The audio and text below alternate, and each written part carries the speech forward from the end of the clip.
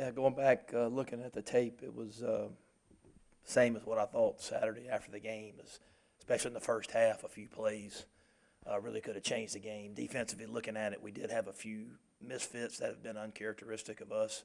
We've been really good there, so got to go back and get that corrected. But looking forward to the challenge this Saturday. The night game at home against a great opponent in Texas A&M. I'm excited about a great atmosphere. We've really fed off that. The two night games that we've had in the SEC here have been great, so looking forward to that. Should be a really good atmosphere and excited about the challenge.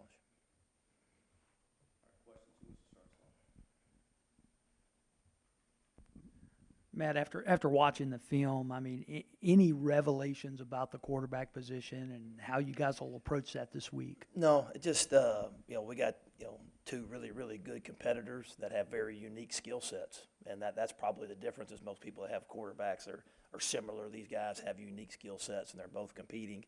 I was very impressed with how they fed off of each other and how unselfish they were, pulling for each other on the sideline. I think that impressed the guys on the sideline as well. So I think that's unique. But I've been proud of them with the way not only they've been competing against each other, but also pulling for each other.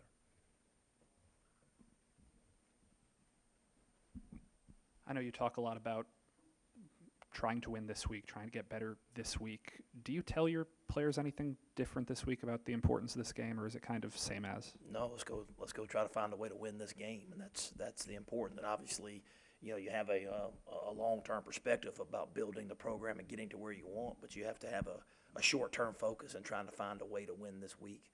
Guys like Benito and Austrian and Alex Gibbons, you owe it to those guys. And again, I think that's what you try to do every week, and that's the challenge in this conference. Hey, let's go find a way to beat Texas A&M this week.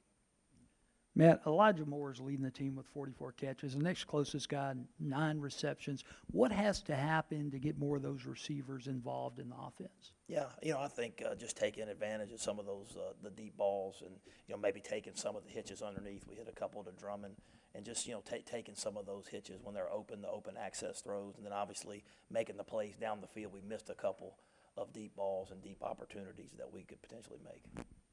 Matt, after the game, John Rice thought that rotating the quarterbacks on the same possessions very quickly, almost play after play, that created some confusion for Missouri. Did you sense that?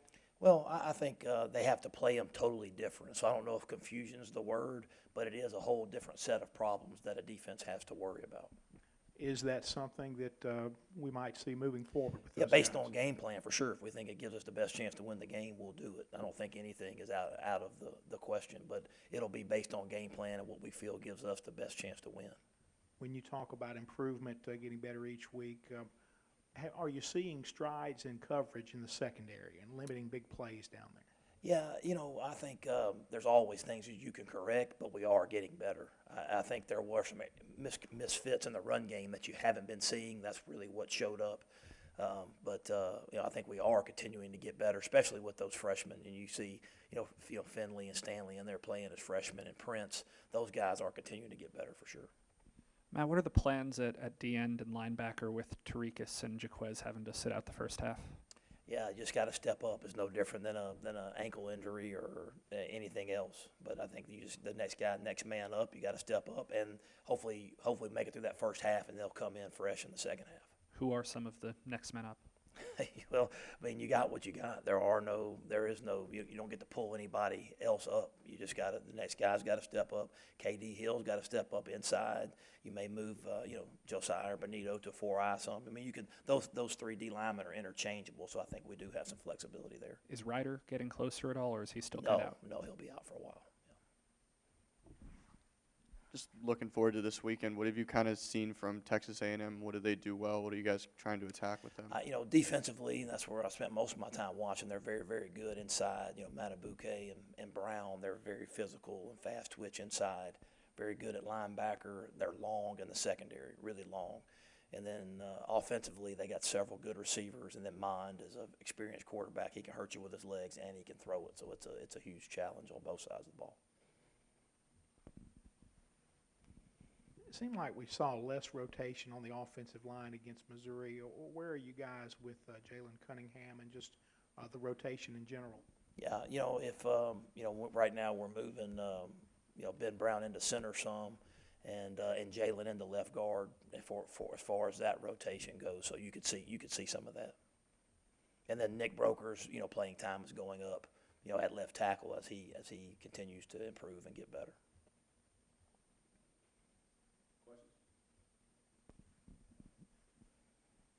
Any injuries from Saturday? Pretty healthy, coming out. Sam, hurt his elbow, but he came back and played. Jay Stanley and Benito both had minor injuries, but they both were fine yesterday.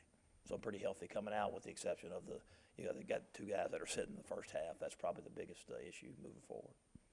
Does Mond have a similar game as Kelly Bryant? Yeah, I mean, it's similar. I mean, they are. I mean, he's good enough to run it, and they have design quarterback run. That's the difference, is he's good enough to run it. They have design quarterback runs. It's not just scrambling or zone read. There's some quarterback powers and some quarterback counters where it's schemed up for him to run the football. And then when you have a guy that can do that as well as throw it, it presents challenges.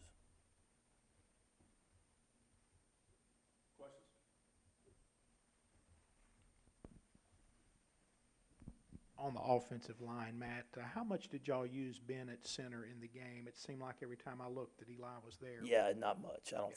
Maybe not at all. I don't think. So Eli played the whole game.